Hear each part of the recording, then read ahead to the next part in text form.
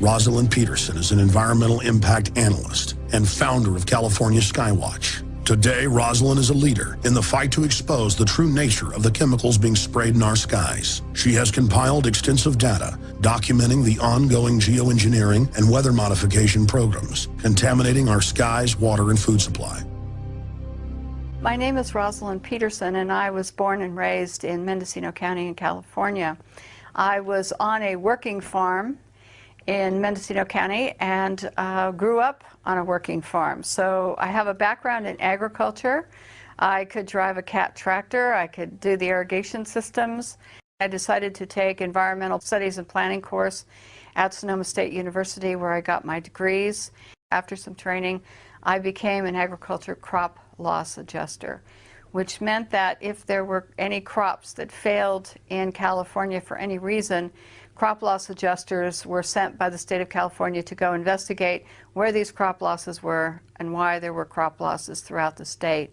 So I was traveling about 50,000 miles a year in this process from county to county, assessing what kind of crops, what kind of damage they had, and looking into the reasons for the failure itself and how much value the crop was that was lost at that particular time. And then if there was a crop loss that was legitimate, then ranchers or farmers could be paid crop insurance for the loss of their crops. In '98, I began to notice just a little bit of tree decline on the property here. I began to notice that some trees didn't look as healthy, and I started to worry about that just in the background as something that was nagging, because I was concerned about losing the beautiful trees we have around here.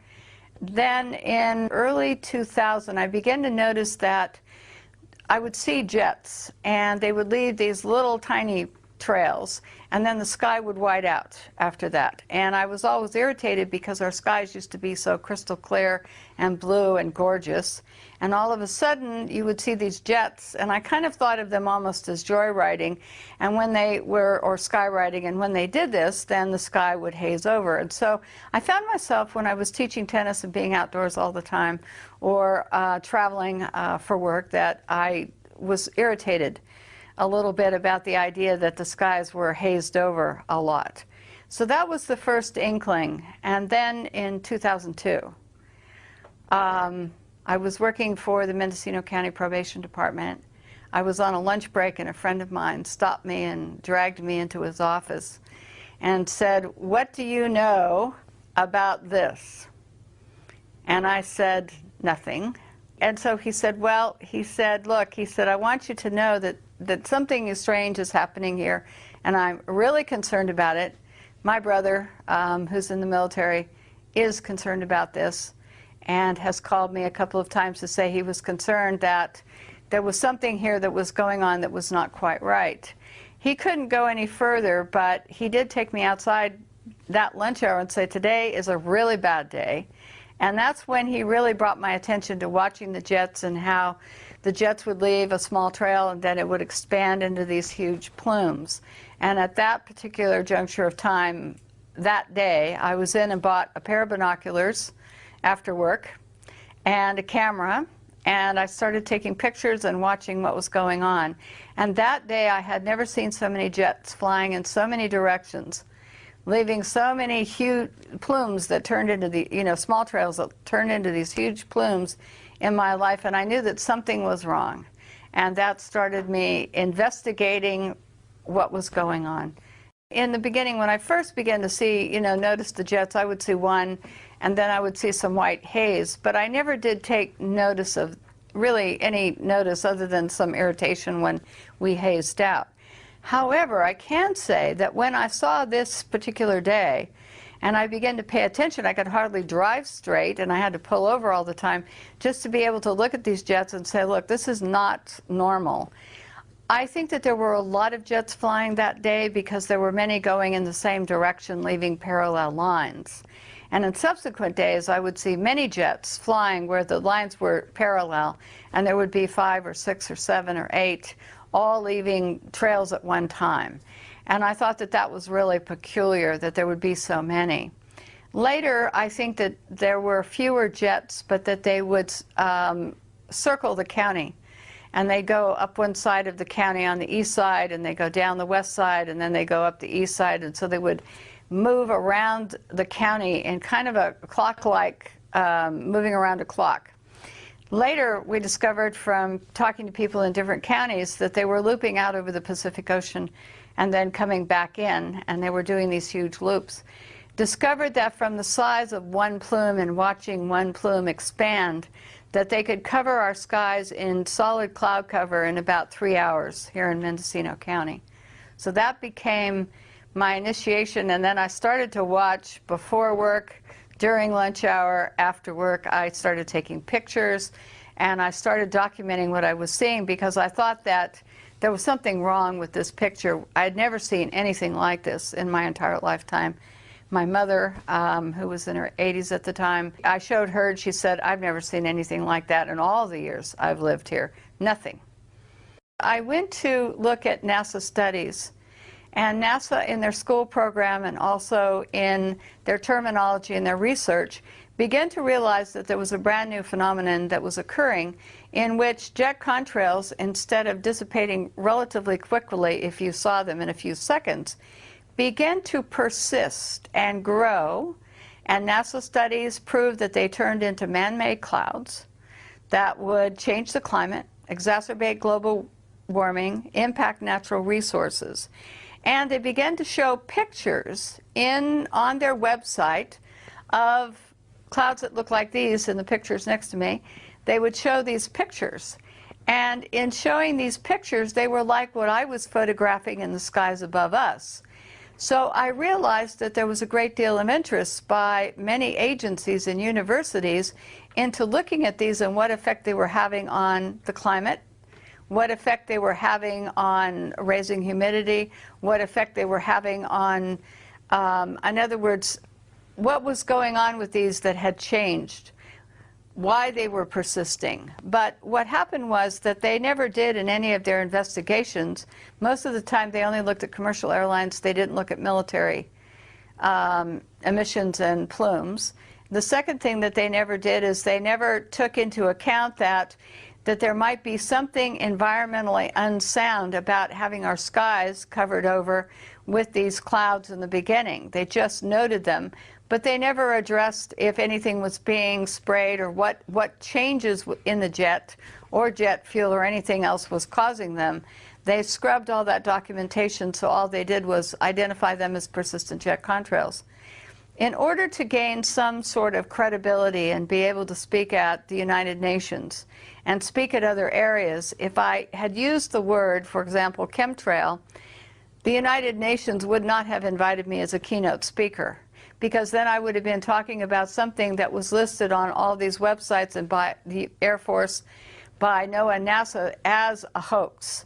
So you don't gain the credibility of anyone or any group or agency when you just use the term. So it didn't behoove me to use it, and so I refused to do so. NASA, first of all, in the late 1980s, initiated a schools program for children K through 12. And they started in some foreign countries, and then they brought the program to the United States. And NASA began to have children starting to count contrails because they said that their satellites and also that they couldn't count them from the ground. So therefore, they needed school children to do this as part of a kind of like a game. I think that they really began to want children to think that this was a normal phenomenon. And so in the late 1980s, this program started to go through. When we offered to give our videotapes and our pictures and called up NASA and said, look, we'll provide this because we've done day-to-day, time, date, everything on the pictures and on the videotapes. And NASA turned us down because school children, as they put it, were more reliable. Now, the other thing that was odd, I kid you not, this is what I was told. I mean, I was speechless at this point. But that's what I was told. So then, the second thing I found out by calling the National Weather Service, and I would ask them, are you on, online, are you looking at the satellite? And they said, yes. And I said, can you look over Ukiah? And they said, yes. And I said, well, can you see a jet, leaving a plume? And so I was on the phone with them, and I found that within a few seconds, if a jet leaves the plume and it starts to get a little bit larger, not real small, but a little bit larger, they can see the plume expanding. And we were talking about the same one that was going right over Ukiah, and the plume was expanding. And I said, well, how come in your weather reports you don't talk about this as man-made clouds or persistent jet contrails? How come you're talking about this as being a front, a weather front? And they said, well, that's the way we deal with it because it's clouds. So we look at it that this is being, you know, a weather front is coming through and this would produce these clouds. Well, I said, but it's not being produced by a weather front. The barometer is not dropping. There's nothing going on. I said, how come you don't just use the terminology? And he said, well, we just don't. So it was an odd dichotomy of having your weather reporters who could see these on satellite, which told me that the argument that school children could do better and that they couldn't see the contrails from satellite, they can see them and they can see the cloud cover.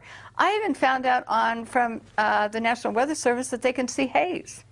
They can actually, it's so good, they can identify haze. So I began to think to myself, well, if they're seeing all this, why isn't it being reported? And it's curious because no weathermen will talk about it. If Ukiah was, the sun was occluded and all these man-made clouds appeared over Ukiah and covered the whole thing after 3 hours, they would say, well, it was a front. But you could look to the west and there was no cloud, and the barometer hadn't dropped. There was no cloud front coming in from the Pacific. There was none from any direction. And yet we were covered over in this man-made clouds and haze. And they were saying that this was part of a weather front. So I began to find that I was not happy with what was being said about what we were seeing in the skies. So then it became identifying how long these trails persisted, filming them over time to see how much they expanded, how large someone got. We looked at the black contrails, we looked at the jets themselves, and odd behavior of jets. The configuration on the jets was absolutely terrible because all these agencies were saying it was increasing jet traffic, and yet we could tell from the flight patterns that we got from the FAA that a lot of the flights were military. They weren't normal flight patterns.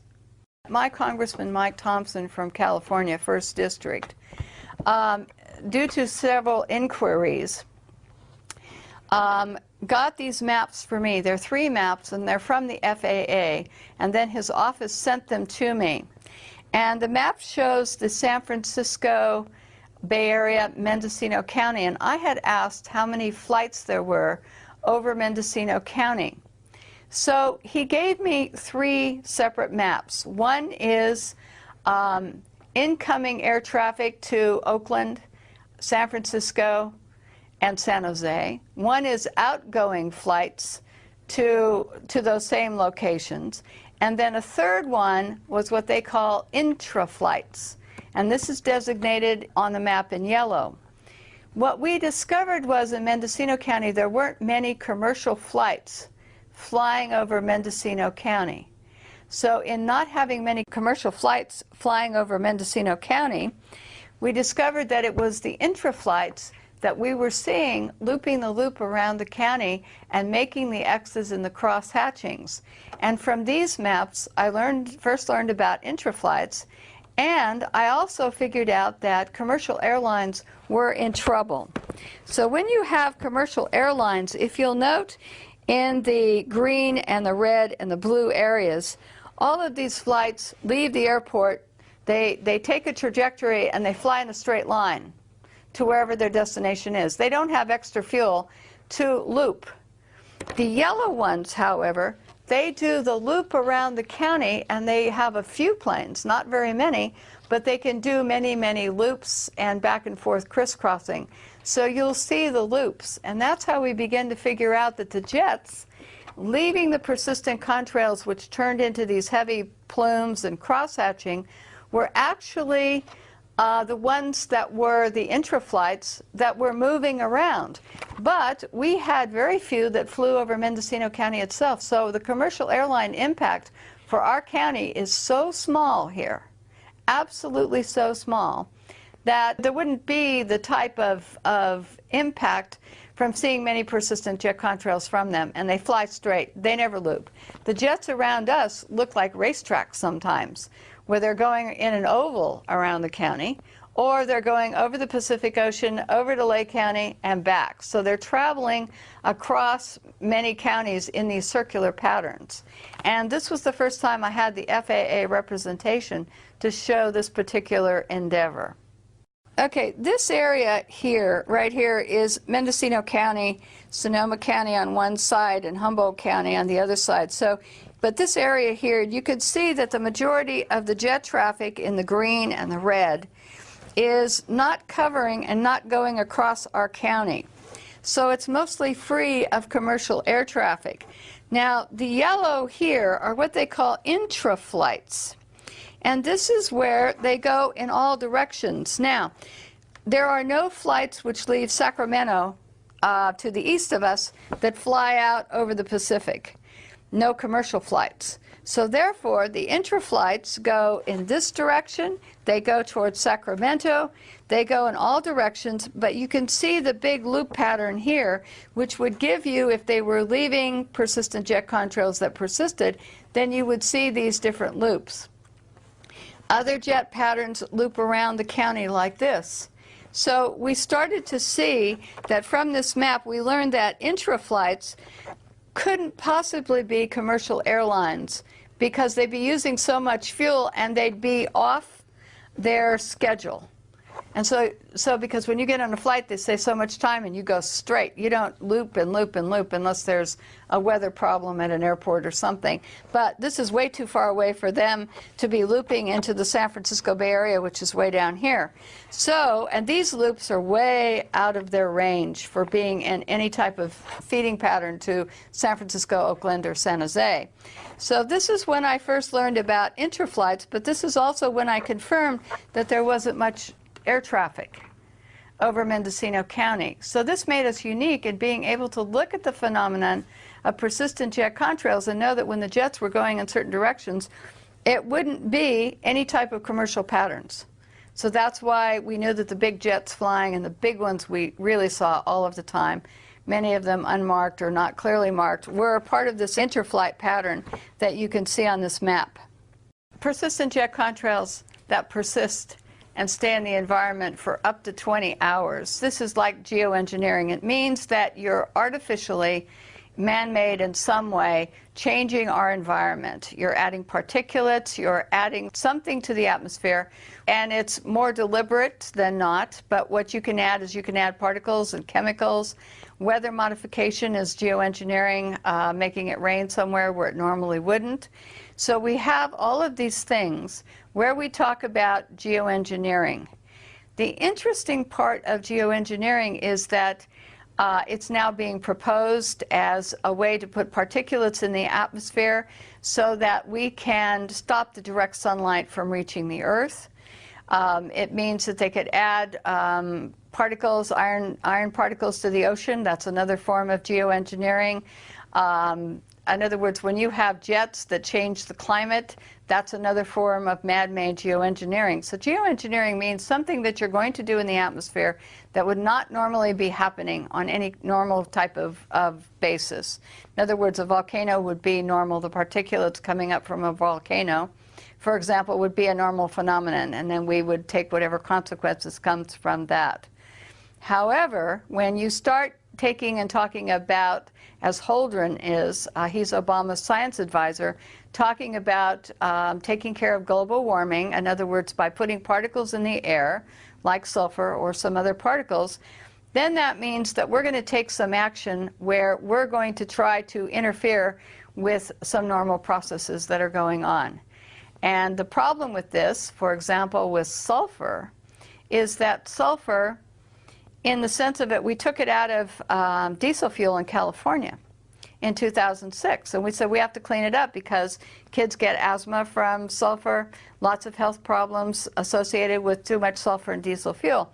We take it out of diesel fuel, and then someone comes along, like Paul Crutzen, and he says, we're going to put it up in the atmosphere to obscure the sunlight, so less sunlight reaches the earth, and therefore that will cool us down. But what about the health effects? If you have to take it out of diesel fuel, then my question is, why are you going to put up something that's not helpful into the atmosphere and try to change the process that we live under? And that's what geoengineering is. It's taking something and you're going to artificially induce something into our environment that's going to change for some reason. For example, stopping global warming or slowing it down. Let me go back to 2006 in November. NASA Ames in California had a meeting of geoengineers from all over the world. It was a big meeting. It went on for a week, and it was not open to the public. During the course of this meeting, they were talking about these different geoengineering projects that they were studying. These were university professors, different people, and there was many proposals that were put forward at this meeting. I was lucky enough to be present at the one-day public event that they had on this meeting, where several of the scientists and college professors spoke at this meeting with regard to geoengineering. One of the things we have on tape, because it was allowed to be videotaped, is that they were talking about the word geoengineering. And many of the geoengineering people in 2006 said that they had kept the word out of the public realm because they knew that if the public would find out about some of their schemes of putting chemicals into the air, to shooting salt into the air, all kinds of different experiments, that the public might say no. So they actually admitted that they kept the word geoengineering out of texts and out of, you can't find it in a lot of college textbooks at any lower level in high school, or you can't find it in undergraduate classes a lot of times in colleges. I found that to be true because I went back and looked. So what happened was the phrase was taken out, but a lot of scientists were getting money to study how they could interfere with the normal atmospheric conditions. So there was weather modification, there was planning to put chemicals or particles in the air. And so these schemes had been around for a long time, but they weren't really discussed in any public forum. They were discussed within their own cliquey group, essentially. I think that they're trying to begin to put it out to the public because they've been experimenting on it for a long time and they want to do more experiments and they need the funding. And one of the things that these geoengineers were talking about at their meeting that we heard is that they wanted to be able to take these programs forward, make them public so that they got more funding for experiments with these programs. This is the curiosity, though, is that they were talking about shooting up ocean water into the atmosphere, in other words, in salt particulates. And they knew from some experiments that salt particulates rain out quickly. Well, if you shoot salt particulates into clouds as a particulate to make it rain, when that cloud rains out over land, you're going to salt up your soils and make it unproductive for agriculture. You're going to salt up your drinking water sources. What they wanted to do was add other programs that they wanted to experiment on into the atmosphere to test their different hypotheses about their studies. And in this way, they would gain more university funding through the U.S. government, the Pentagon, whoever wanted to know, in other words, sponsor these studies. Private individuals could also contribute as well. So a whole culture had built up about how we can put things into the atmosphere to cool us down, and this is one of them.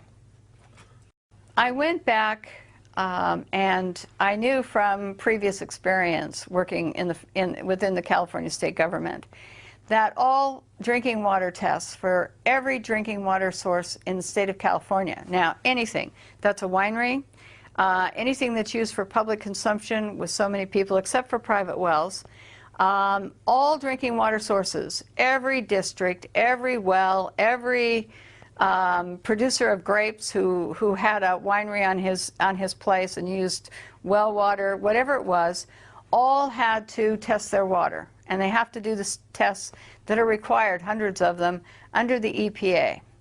It occurred to me that if anything was being sprayed at any one time, if I could identify it, it might be showing up in drinking water tests. So there's a CD that's public, it's free of charge. Anyone can buy it. It's got about 18 million bytes of data on it. And you can go up and you can get one, or you can email the state. They'll send you one immediately within 3 or 4 days. And you can look at every drinking water test taken since 1972 in the state of California. I cannot tell you how many tests this amounts to, because every month, every week, they're taking tests all the time, all over the state, different utilities, different districts. I went back and looked at spreadsheets of every county, city, state, whatever, and I tried to determine from looking at all this data if there was anything that looked unusual. I found herbicides and pesticides where I expected to find them in the Central Valley, where they use a lot of herbicides and pesticides. So I kind of took those out. I looked at everything that I thought you would normally find downwind of a factory. After I got rid of all of those, I began to look at, was there anything showing up in all the drinking water spikes across California on a pretty consistent level? Initially, I looked for things like barium, aluminum, manganese, magnesium, calcium. I looked at what the pH of the water was to see if I could find any blips in pH. But what I discovered was that during the course of the year, starting in 1990, no less, that the water sources were all registering unusual spikes. Now, they weren't spiking just alone. Almost every water test in the state of California was showing spikes in a certain year and a certain month for certain of these chemicals. And I have a list of them, and I will be able to give them to you, but I was absolutely amazed and surprised about these spikes, and I said, what's going on?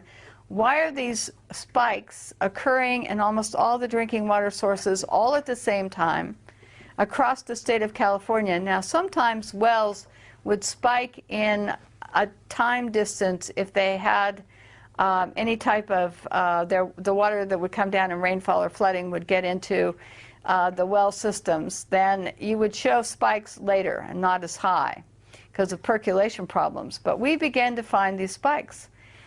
And it began to tell me that somebody somewhere was beginning to use inordinate amounts of arsenic, barium, aluminum, calcium, manganese, magnesium, and that all of these things, lead, iron, were all spiking at the same time. How can you have them spiking in the same time across the entire state of California when prior to the 1990s, and they were testing for these chemicals prior to the 1990s, that they weren't showing up in water systems at all, or they weren't spiking? And all of a sudden, way over state and federal standards, we found this data. A friend of mine took and graphed every single water district, every single piece of data, and we now have a graphing program so we can look at any water system in California, and we can determine if they were spiking in unison with any other water system across the state of California. It took 300 hours to write a program to do this. Monumental chore to do, but we now have it, and we can show you the graphs. We can show you the actual water data from the state and show that these are unusual spikes. My job then began to go and look at graphs that were provided by the California Air Resources Board.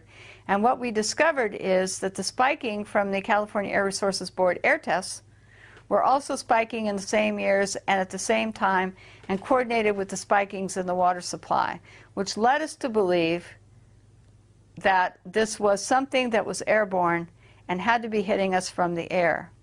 Now, the California Air Resources Board did do a number of tests to see if any of these chemicals over time, and they weren't doing it because of us, they were doing it out of curiosity, but they did run some tests to see if any of these chemicals were coming over from China. And what they found is, if it wasn't in any great quantity, and for the most part here in Mendocino County, where they had one test site, there wasn't anything coming over. So that led me to believe that it had to be over us. Something had to be happening that was happening here versus maybe somewhere else coming in from the Pacific. So that sent me off to look at government documents on these chemicals, how dangerous they were, where they were being used, factories, everything. And what I found out was that we were having these spikes here, and we have no industry between the Pacific Ocean and Hawaii and where we are here in Mendocino County. There wasn't any industry, and the few industries that were small and weren't consequential because they didn't release anything that would look like the massive amounts of lead and iron and barium would not be coming from those particular plants. Professor Gregory Benford in 2006 was on KNBC and interviewed on television in Burbank, California. And what happened is he said that you can mix aluminum and barium and you can make clouds, and that he saw it coming that they would be able to put these clouds where they wanted them to do what they wanted to with them. And he's part of the geoengineering group that I was present at when they had that meeting at NASA Ames. The second thing is that I started to look at other programs that the government was doing, atmospheric testing programs, other things, not related to the jets. And I began to find that these chemicals were being shot up on the space shuttle and shot up on rockets, and that they would send canisters packed with sulfur hexafluoride, which is a man-made chemical which exacerbates global warming, barium, aluminum, trimethyl aluminum, strontium, lithium, and they would send the canisters up, release them at different levels in the atmosphere, and to do ionospheric testing they would superheat them till they exploded, and then they would do these chemical reactions, much like explosions you would see from light shows and things like that. You'd have this big explosion, and then you would go through and these chemicals would blow up and intermix. So the barium, I began to think that were these coordinating, these atmospheric tests, were they coordinating with the spikes in California and other areas? And I believe that from some of the data that I looked at, trying to correspond the dates of the tests, when they were done, and also the water data and the air data, I think that some of these could have actually added to the water pollution in the state of California airborne, because this would come down. Now, a lot of people have associated the jets with releasing different types of chemicals. I do know from the EPA that there's a whole host of chemicals, jet fuel emissions, and they're highly polluting, just like automobile exhaust. Carcinogens are involved in them. They deplete beneficial atmospheric ozone. They have crop damage associated with them. Some of the chemicals are involved in short-term memory loss, other things. So we do know that in this plume, it's not benign water vapor and ice crystals. But I could never find any documentation which would say that anything else was being sprayed. And with all these other chemicals being used in other government programs, it would be very hard to make a correlation unless you actually got into the plume and took a test. But since most of the planes that are leaving these big, huge plumes are military airplanes, you can't fly in that airspace. Pilots would be arrested, and it would be extremely dangerous to get into that airspace under Homeland Security rules and regulations to be able to take the test. So having to take a test at altitude and in other areas, it makes it very difficult. The government has not expressed any interest, nor have elected officials, in actually putting the subject to rest by testing these plumes either. So what they do is NASA, NOAA, a lot of studies, university studies, they look at these plumes and say, yes, these are man-made clouds. They don't say how they turn into man-made clouds, if it's chemical or whatever. And then they discuss the fact that in these clouds, that it's causing certain types of problems, covering us in cloud cover, dimming the sun, and then it's changing our climate and negatively impacting natural resources. The spiking in these chemicals, the state of California and all water districts across the United States and the EPA all require water testing, and they test for chemicals in the water that are hazardous to human health in some way. If they figure that a chemical is not hazardous to human health or animals, etc., they normally don't test for it. But the minute that they think that it's going to get up above a certain level that it would be injurious, they test for it to make sure that they try to keep it below that standard or to keep it out of our drinking water supplies altogether. So the concern is that when we're seeing these spikes over stated health, when they go up above any acceptable level that the EPA has put in place for these chemicals, we know they're dangerous, they're going to have a human health impact. And they're going to have a human health impact on animals, humans, anybody that is coming in contact with these chemicals. So this is what we know, is that the EPA and all these government agencies wouldn't be testing unless there was a problem. What impact they're going to have is each chemical has a different property to it, and they have synergistic effects. So it's hard to say that if you are exposed to a whole source of chemicals, what the synergistic effect. In other words, each chemical will have one property. For example, barium can raise blood pressure, just as one. But when you combine that with other chemicals, then what kind of reaction are you going to get? How much are you exposed to, etc. So we have that element of it. But persistent jet contrails, on the other hand, are changing our climate, and they're changing the agriculture part of what's going on with us. When you change the climate and you change the microclimates and you put in more cloud cover, you're going to lower crop production. And they know this from University of Illinois corn crop studies, that if you have normal rainfall but you have more cloud cover, crop production drops. In areas where you had direct sunlight mixed with normal weather, then you would have increased crop production. So just putting and saying that these are ice crystals and water vapor, it's benign in the environment, not true, because it can heat us up. It can change the amount of sunlight reaching the earth, so it can affect the health of crops, health of your trees, because without photosynthesis, trees and plants can't grow strong enough to produce. And you need all of this. So to say that we're going to cut off the sunlight by either geoengineering or through allowing these persistent jet contrails to keep persisting, what we're saying is we're changing our climate, we're doing a geoengineering project, and it's going to have consequences on our food supply. Any chemicals added would have consequences on our water supply. So there's a broad impact here. So whether I know what if jets are spraying anything in particular, what I do know is that they're already harming the environment, and that there's a lot of studies that talk about the impact in coming years will be tremendous. In some cases, they don't know what the effects are. They want to experiment, and they readily admitted that. That was one. Two, they want to be able to continue with their work, because that's job security for a lot of university professors. Three, several of them have stated, well, the public, we're going to be who the world turns to when global warming becomes this big problem. They're going to ask us to save the world. We're going to be the new stewards of the environment, and our programs are going to be the ones that will be initiated to save the world from global warming or whatever catastrophe. So therefore, we have to experiment now, get the funding and experiment now, or continue our experiments so that we are ready to be the new stewards of the environment.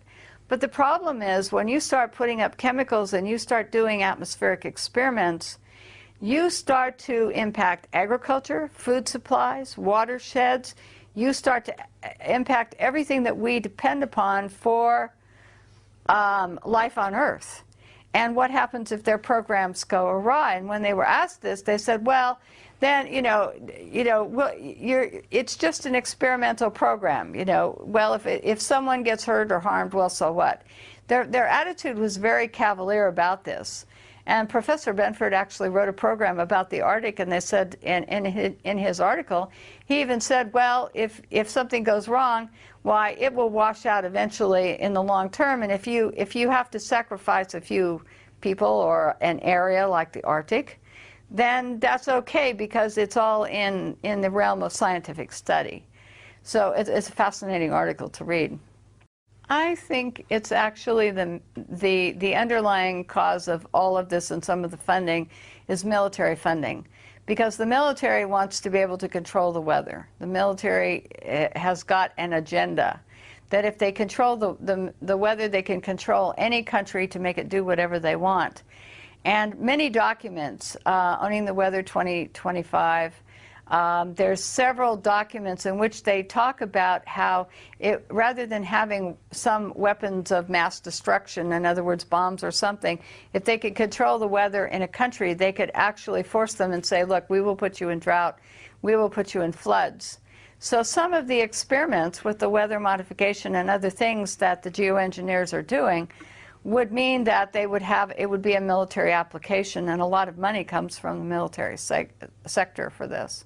I've looked at some of the universities, and I looked at the funding chain, in other words, who's funding these, because it has to be public, and we know that the military is also initiating programs and paying for funding. So when you look at the funding stream, you can see that it's private corporations, you can see that it's the military. So there's a lot of funding in there that's not coming from you and I because we couldn't afford it. And the big military budget is where there's a lot of extra money for experimentation. So that's where a lot of the funding. And then it's private corporations who will make money from these experiments going in and will produce whatever's needed to do these experiments. So that funding is coming in. It's like the CRES program, the CRRES, when they were sending up these canisters loaded with chemicals to superheat. Well, that was a NASA budget, that's the US Air Force budget, and then they do ionospheric testing. Well, how do we know what impact that had on the environment that protects us around the Earth? We don't really know. We just don't really know. The first thing that we started to notice about jets and these engines is they would leave a small contrail, very small. You would see it behind the plane, it would disappear within seconds and be gone. All of a sudden, this new phenomenon began to appear somewhere in the late 1980s, as far as I can document from Mendocino County, looking at pictures and weather documents and cloud pictures, old cloud pictures. All of a sudden, there seemed to be a time when NASA and other agencies began to realize that contrails were beginning to persist. So NASA started studying jet contrails, and they started to see that they were persisting for up to 20 hours. They could cover 4,000 square kilometers. So they could cover huge areas, one contrail this is. So NASA studies began to show that they were exacerbating warming starting in around 1975. They began to show that there was a new phenomenon which they didn't have before, had not seen before, where these contrails persisting rather than dissipating very quickly began to be something that they talked about, studied, etc. We don't know, in other words, why they began to persist. This is one of the curiosities here. And we just know that the studies, that they were studying them, but they didn't study what they were composed of, why they would be forming, and, in other words, expanding to such huge sizes. But my curiosity with NASA became that when they were talking about persistent jet contrails, they didn't talk about the fact that there were all these different varieties. In other words, one side of the jet having one type of contrail, the other jet engine on the other side leaving a different type of contrail. One would dissipate quickly, the other could leave a large plume. We had black contrails that we were seeing here. We had contrails that would turn into, it looked like toothpaste on a tube. And when you saw these, I call them toothpaste trails. When we saw them, what we noticed is that they would dissipate relatively quickly. They'd break up into unusual configurations. So what I did is, in order to have people understand that what they were looking at were different types of trails that had different dissipation rates or would turn into haze, and also that these contrails that we were seeing would turn into different types of man-made clouds. NASA just talks about jet contrails turning into man-made clouds in their studies, but they don't tell you about the brown clouds. They don't tell you about the different cloud configurations that these contrails turn into. So one of the things I did from my pictures and from videotape and looking at different times is I compiled this index in 2006 of some of the different types of contrails that we were seeing, and I named them. The reason I named them is people were telling me what they were seeing, but they had no vocabulary. So in naming them, people would tell me that they would see toothpaste trails, or they would see knots on a rope where you'd have a straight line with little bulges in it that looked like someone had tied knots on a rope. You would have black contrails. So this particular document, poster I created to put on the internet and to give to people so that they could see that this was different than anything that they had seen before. So when I started to document this, I took and I would find that there were things called bursts, where a jet would fly in leaving a contrail, and then all of a sudden you'd see this huge burst, no contrail leaving, but you would get this kind of configuration. And I go, well, what happened here?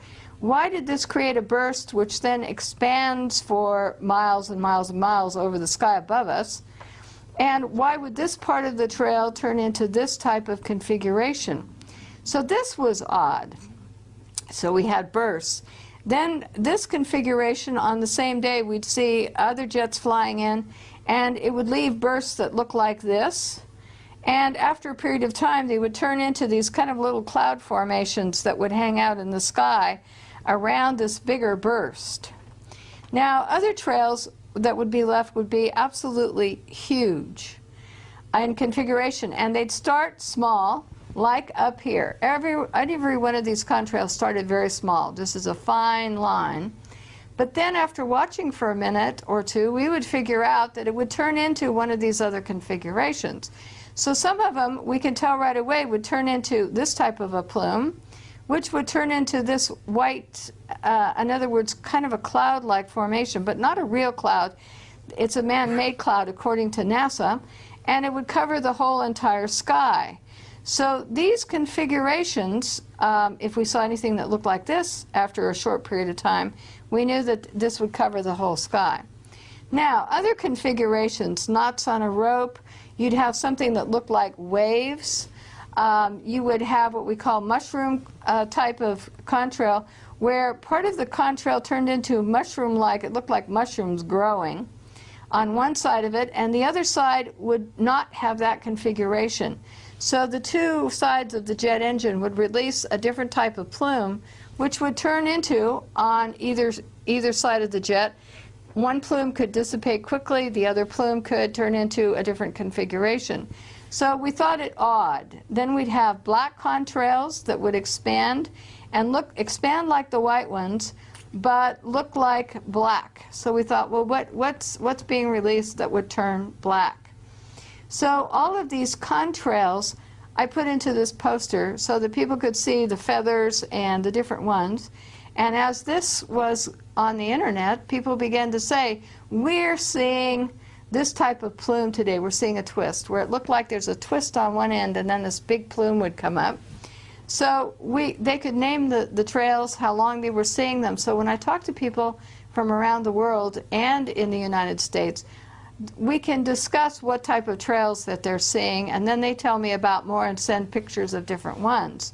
Now this one, this colorful one right here, almost looks like an aurora, and this type of contrail is usually laid out before we see this kind of configuration. Now, without this, you can't see the color in the background unless you have the contrail here to show you what it looks like against the cloud. You can't watch the experiment or whatever's going on. We never saw anything like this when we were growing up. My mother, who first saw these when we were back first seeing this in 2002, said, never saw anything like this. We would have noticed. Somebody would have been taking pictures of this. Someone, see, it has to be new because there were no pictures of this. So this is why I invented this particular poster, just so that people could get an idea of the different types. Well, then what happens? Why would you get different types? And so the standard answer is, well, there's different atmospheric conditions. But then we found that one jet would lay a short contrail, another jet right behind it would be leaving one that turned into a huge plume, another one would leave white haze. So we're saying it can't be just atmospheric conditions, there has to be something else going on. Then we saw X's and stop and goes, where a jet like this would leave a plume and then all of a sudden it would stop. We saw spray apparatuses where there was a wingtip to wingtip spraying, so that you could see that there was spray coming off the entire length of the wing. Stop for a while, then start again, stop for a while, start again.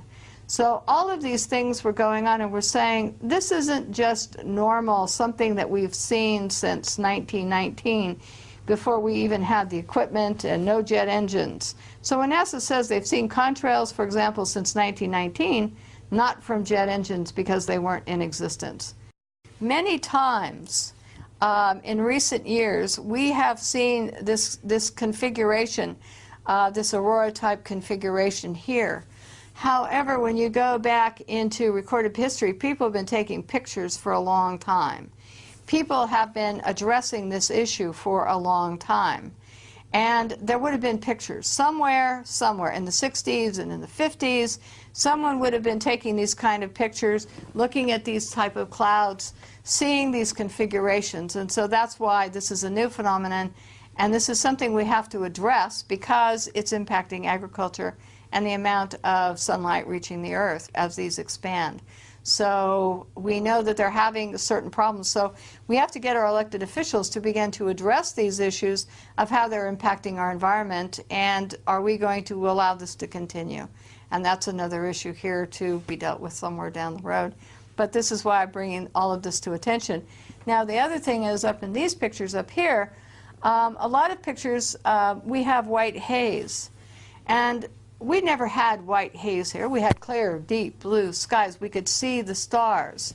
Now we have studies showing that telescopes are going to be worthless because we're either going to have the white haze or we're going to have these man-made clouds. You won't be able to see the stars, which we can't a lot at night, because we've got all of this cloud cover and white haze going on. But a lot of times the jets will quit spraying here if they say there's some celestial event going on, or there's going to be some sort of fireworks or an air show. All of a sudden, how come we have blue skies? Jets aren't leaving contrails anymore just because there's an air show or because some event is taking place. So sometimes we have no jets, and our skies start to go back to blue, and the white haze begins to dissipate. But then the minute that they start again, then we go back into having our skies look like this. That leads us to questions on why rickets is on the rise, where children now in the United States are suffering from rickets, according to the CDC, University of California at Berkeley, Kaiser Permanente Hospital, are all studying an increase in rickets. Why are we having rickets? Well, when it's the turn of the century and when children worked in coal mines in the United States, those children suffered with this bone disease called rickets. Now it's on the rise in the United States, and could it be that we're having so much cloud cover from these persistent jet contrails that turn into man-made clouds and haze that we're getting less sunlight, and therefore we're not getting enough vitamin D and we're getting cases of rickets? No one is looking at this subject with regard to when they're studying rickets. When I look at their studies, they're studying a lot of other things, but they're not studying what's happening in our skies to determine if this is one of the causes, and this is something that should be addressed. What we see from the ground is we'll see a plume and then it expands. And the satellite pictures do show, and I have a lot of them, other people have a lot of them, we've seen them, do show the contrails, and they show the cross-hatching. They show that they're expanding. You can watch them over time on satellite pictures, and you can see as there's flights going around over certain areas that they expand. So we can see them. So they can see them from space, they can see them from the ground. So that there's no secret here about who's flying the jets. The FAA keeps records, Homeland Security keeps records, everybody keeps records, who's leaving the contrails, where these planes take off from, because they have to file flight pass. And they can see them, and they can follow them at the National Weather Service to see how the plume expands. So this is not a secret. So the satellite pictures are very revealing, and they're very good with looking at this type of phenomenon. Global dimming just means that the amount of sunlight reaching the Earth is beginning to be reduced by cloud cover, by haze, by pollutants. So the studies have been going on for quite some time now, showing that the amount of sunlight reaching the Earth is being reduced. Now, the catch-22 here is, if we're already reducing the amount of sunlight reaching the Earth, then when the geoengineering community says we need to put particulates up and we need to put other things in the atmosphere to reduce the amount of sunlight reaching the Earth, we are already subjecting ourselves to global dimming from some of our activities and the jets. So wouldn't this cause a worse problem, because we're not cooling down, technically, because we're in a global dimming cycle, which is getting, the amount of sunlight reaching the Earth is getting less and less. So I have some questions about global dimming, and also about scientists putting more things in the air to stop sunlight reaching the Earth, because if you don't have the sunlight, then you don't have crop production as well. So human health decline, mentally, depression, all kinds of things can happen because we obscure the sunlight from reaching the Earth. Weather modification means that someone puts a chemical or particulate, something into the air to seed clouds to get them to rain out or to snow in areas where they may not rain out or snow if left on the normal weather cycles. So weather modification is done throughout the United States. Anyone can modify the weather at any time without any congressional oversight, no state oversight, for the most part, except for Texas has an advisory body. But people can go and modify the weather.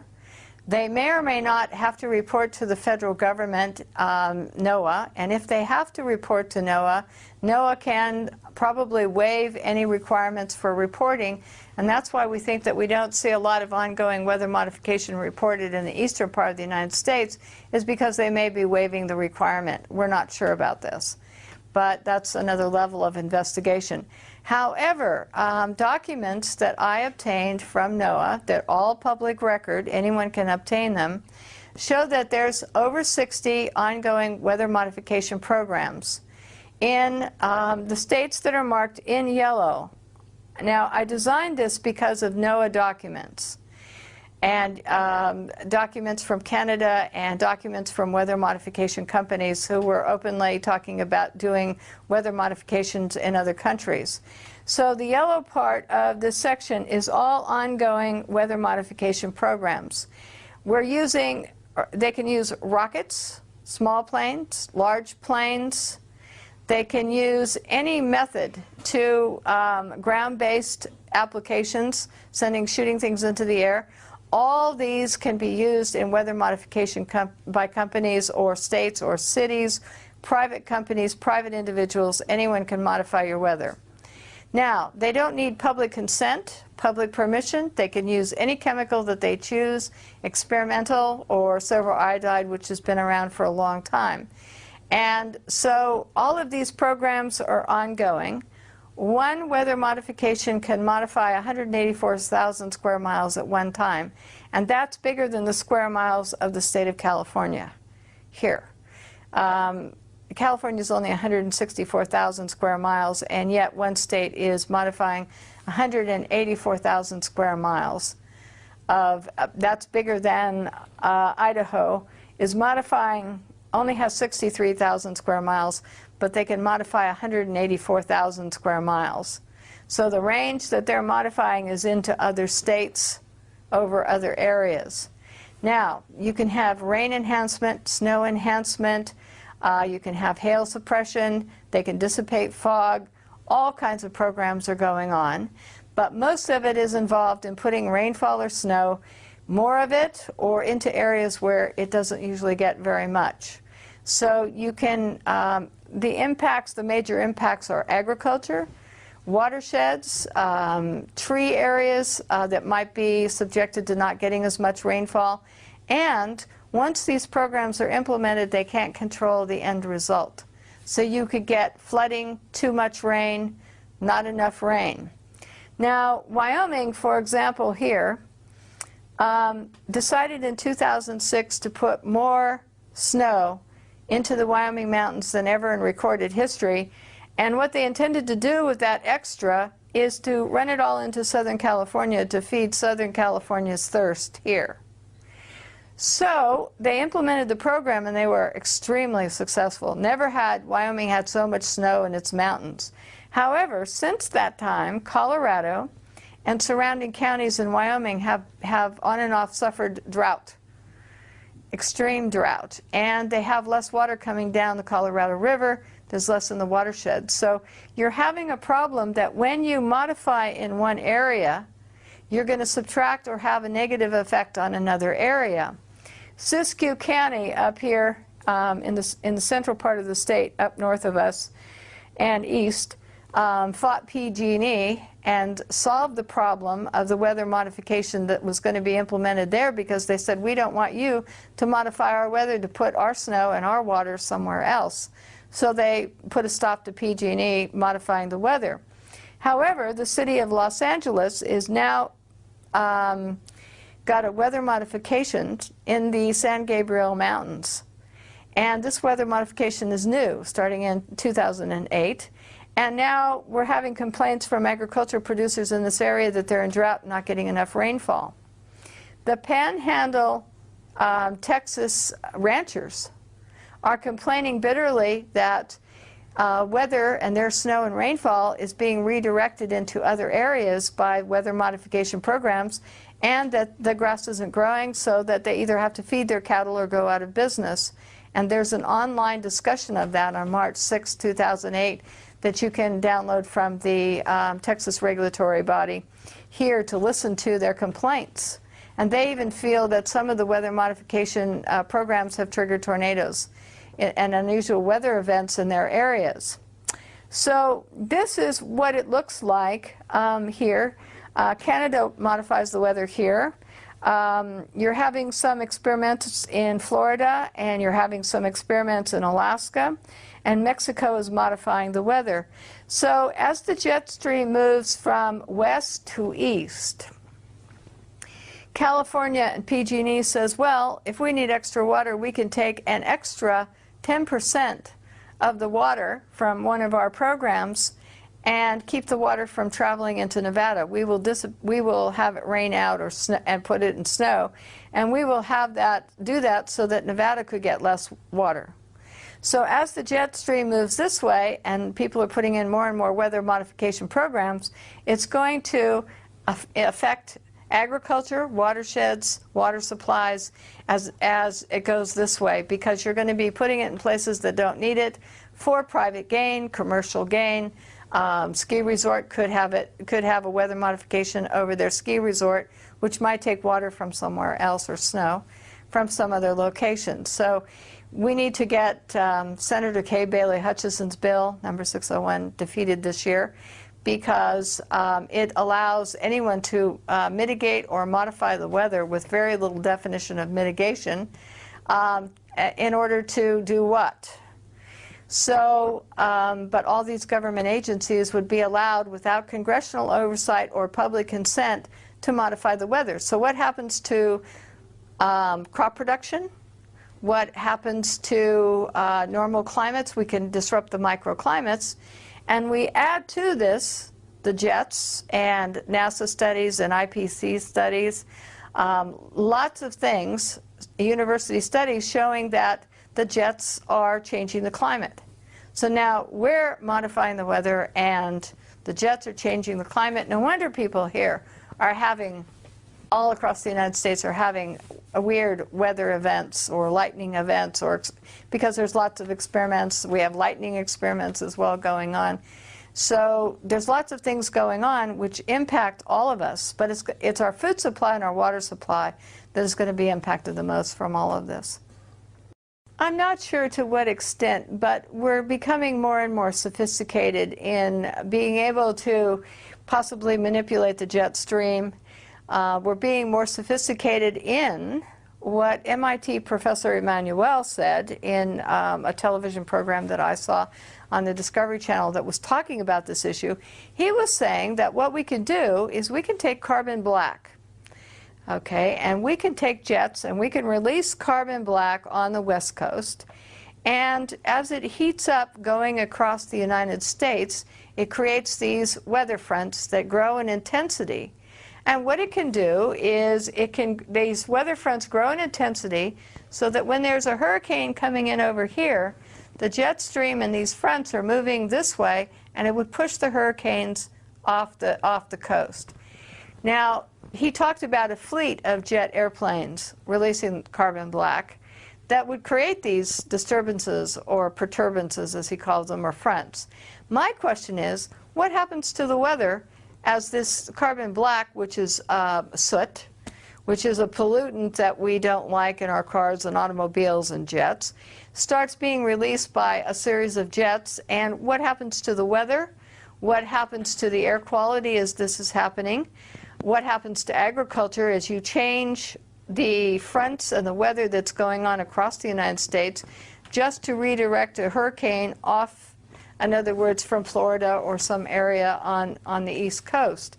So these are being proposed, these geoengineering projects are being proposed. We kind of feel that since we're seeing black contrails here every so often, that they may be starting to practice with this so that they could determine and see if this particular project would work. There's a treaty against manipulating the weather for warfare. There's also a treaty against having weather modification programs that last more than so many days, etc. But everyone is engaged here, as you can see from this map, in modifying the weather. There's something going on all over. The programs can last as long as they want. All this is going on, and as we perfect this and do studies and research and they perfect, more and more they will be able to control the weather, change what's happening, and when they do that, they disrupt your watershed, the water supplies to your watersheds, and they disrupt agriculture and the microclimates needed to produce crops.